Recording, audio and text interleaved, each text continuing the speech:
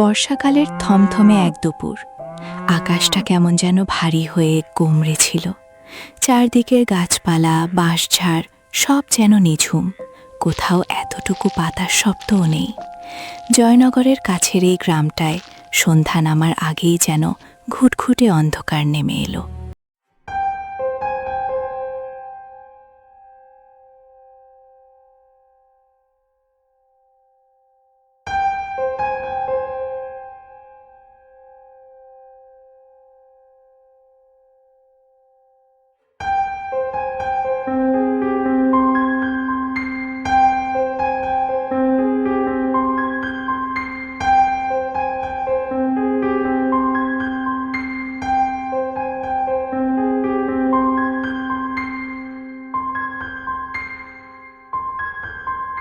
রাতে তুই এখানে নিতাই? চারদিকের ঘুটঘুটে অন্ধকারের মাঝে জানলা দিয়ে একটা ঠান্ডা বাতাস এসে হ্যারিকেনের আলোটাকে কাঁপিয়ে দিয়ে গেল। ঠিক তখনই তালপাতার ছাতার তলা থেকে নিতাইয়ের চেনা মুখটা কেমন যেন চেনা ঠেকল না। তার ভেজা শরীরের পাশ থেকে মাটির দেওয়ালের একটা অদ্ভুত দীর্ঘ মায়াবী ছায়া নড়ে উঠল। আলোটা চোখে লাগছে রে শেফা। দেখ, সাথে করে ঘুনি নিয়ে এসেছি। আজ যেরকম ঝেপে বৃষ্টি নেমেছে না, ঝিলের ধারে জল, নিশ্চিত প্রচুর মাছ উঠবে। এই ঘোর বৃষ্টির রাতে ওদিকে যাওয়া কি ঠিক হবে রে নিতাই? চারিদিক কেমন থমথম করছে, আর এই বর্ষার সময় ঝোপঝাড়ে আবার সাপ খোপের ভয়। নিতাই হ্যারিকেনের আবছা আলোর দিকে পিঠ ফিরিয়ে অন্ধকারের দিকে তাকিয়ে একটা অদ্ভুত ঠান্ডা গলায় উত্তর দিল। তুই চল না, কিচ্ছু হবে না। দুজনে বাড়ি থেকে বেরোলো। বৃষ্টির ঠান্ডা জল আর মাটির সোঁদা গন্ধ ওদের চোখে মুখে লাগছে। নিতাই মাথায় ছাতা ধরে আছে, আর শেফা হাতের হ্যারিকেনটা উছিয়ে পথ দেখাচ্ছে। আহ, মাটির গন্ধটা দেখছিস নিতাই? কি দারুণ! কিন্তু রাস্তাটা বড্ড পিছল, সাবধানে পা ফেলিস। তুই চিন্তা করিস না, হ্যারিকেনের আলোটা একটু সোজা রাখ। আজ লণ্ঠনটা আনলে আরো ভালো হতো। চল, তাড়াতাড়ি পা চালা, অন্য কেউ যাওয়ার আগেই ঘুনিটা পাততে হবে। ওরা খালের ধারে পৌঁছালো। শেফা হ্যারিকেনের আলো এদিক ওদিক ফেলছে। নিতাই খালের হাঁটু জলে নেমে ঘুনি পতল। তারপর দুজনে একটা ডোবার পাশে ছিপ ফেলে বসে রইল। সময় কেটে যাচ্ছে, কিন্তু কোনো সাড়া শব্দ নেই। চুপচাপ বস, একদম আওয়াজ করিস না। মাছ ফাতনায় ঠোকর দিলেই টানবি। কিছুক্ষণ কাটার পর চারিদিকে শুধু ব্যাঙের ডাক আর বৃষ্টির একঘেয়ে শব্দ। কিন্তু ছিপের ফাতনাটা জলের উপর একদম স্থির হয়ে ভেসে আছে, একটুও নড়ছে না। চারপাশের অন্ধকার যেন আরও ভারী হয়ে উঠছে। রে নিতাই, অনেকটা সময় তো কেটে গেল, একটা চুনো মাছের দেখাও তো পাচ্ছি না। আজ কি ভাগ্যটা আমাদের সাথে নেই? চারিদিকটা কেমন যেন বড্ড বেশি নিঝুম লাগছে রে। তাই তো দেখছি রে।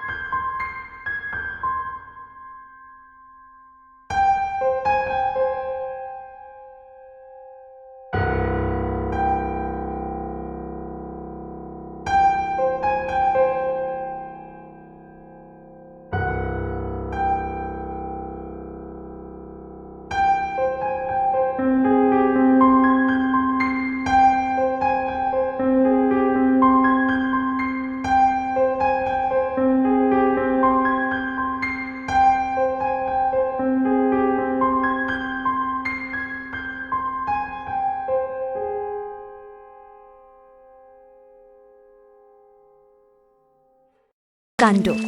বিলের মাঝখানে আসতেই চারদিকের জল নড়ে উঠল। ঝাঁকে ঝাঁকে বড় বড় রুই আর মাগুর মাছ নিজে থেকেই লাফিয়ে ওদের ঝুড়িতে ধরা পড়তে লাগলো। ওরে শেফা, দেখ দেখ, কত বড় বড় রুই আর মাগুর মাছ! আজ তো আমাদের লটারি লেগে গেছে রে। ঠিক তখনই হঠাৎ একটা প্রচণ্ড ঠান্ডা দমকা হাওয়া দিল। হ্যারিকেনের আলোটা তীব্রভাবে দুলতে লাগলো। শেফা মনে একটা অদ্ভুত ভয় নিয়ে হ্যারিকেনটা ঘুরিয়ে নৌকার গলুইয়ের দিকে ধরল। নিতাই, ওদিকে তাকা। কি হলো রে? অমন করছিস কেন? মাঝিদা কোথায়? নৌকো তো খালি। ওরে, মাঝিদা গেল কোথায়? এ তো মানুষ নয় রে শেফা, এ কোনো ভূত। চল, পালা, জলদি পালা।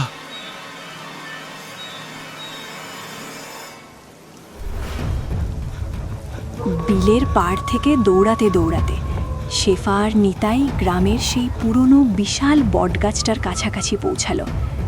দুজনেই প্রচণ্ড হাঁপাচ্ছে।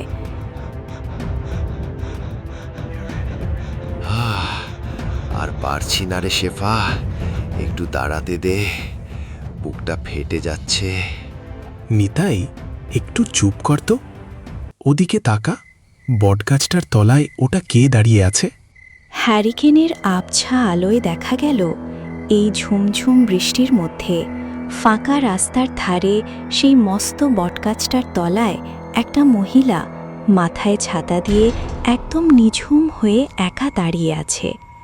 চারদিকে শুধু মাঝারি গতিতে বৃষ্টি পড়ার শব্দ। ওরে বাবারে, এই মাঝরাতে এই দুর্যোগে একটা একা মহিলা বটগাছের তলায় কি করছে? আজ কি আমাদের গ্রহটাই খারাপ রে শেফা? চল অন্য রাস্তা দিয়ে পালাই। দাঁড়া নিতাই, ভালো করে দেখ, মহিলাটার মুখটা কেমন শান্ত, সাধারণ একটা শাড়ি পরা। বিপদে পড়েছে বোধহয়। এই রাতে এভাবে ফেলে যাওয়া কি ঠিক হবে? চল একটু কাছে গিয়ে দেখি। তোমরা এই দুর্যোগের রাতে কোথা থেকে আসছো গো? আমি পাশের গায়ে যাচ্ছিলাম, হঠাৎ এই মস্ত বৃষ্টিতে আটকে গেলাম। এই অন্ধকারে পথ চেনা যাচ্ছে না। আমাকে তোমাদের সাথে নিয়ে যাবে? একটু আশ্রয় দেবে?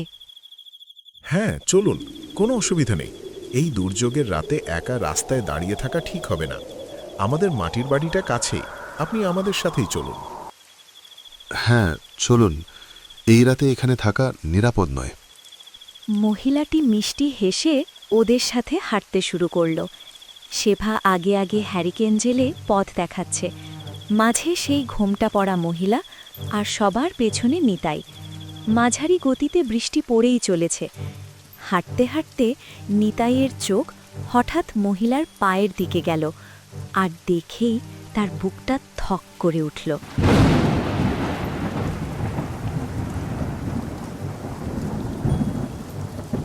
শেফা, তুই একবার পেছন ফিরে ওর পায়ের দিকে তাকা। ও মাটিতে পা ফেলছে না রে, শাড়িতে এক ফোঁটা কাদাও নেই। আমরা কাকে ঘরে নিয়ে যাচ্ছি রে শেফা?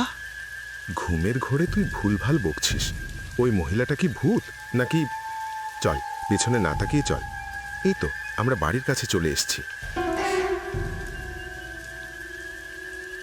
শেফাদের মাটির ঘরের দরজার সামনে। বাইরে ঝমঝম করে বৃষ্টি পড়ছে।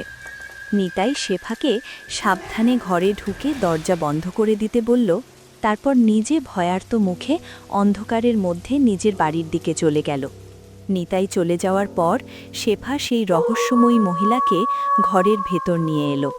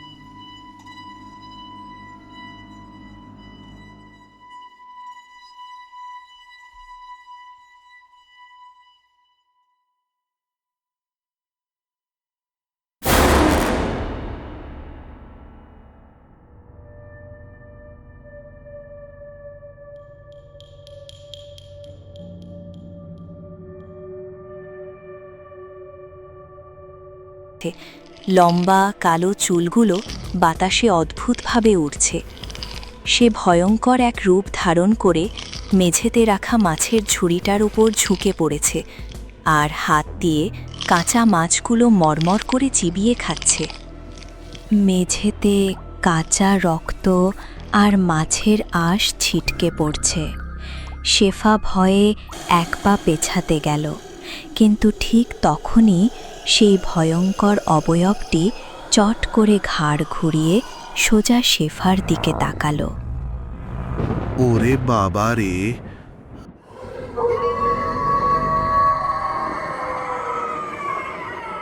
হ্যালো বন্ধুরা, তোমরা সবাই কেমন আছো? আজকের গল্পটা তোমাদের কেমন লেগেছে কমেন্ট করে জানাতে একদম ভুলো না। তোমাদের প্রতিটি মতামত আমার কাছে খুব মূল্যবান। নিয়মিত সাথে থাকতে এখনই চ্যানেলটি সাবস্ক্রাইব করে দাও। তোমাদের ভালোবাসা আর সাপোর্টই আমাকে নতুন নতুন ভিডিও বানানোর সাহস যোগায়। ভালো থেকো, সুস্থ থেকো। খুব শীঘ্রই দেখা হচ্ছে নতুন কোনো গল্প নিয়ে। টাটা।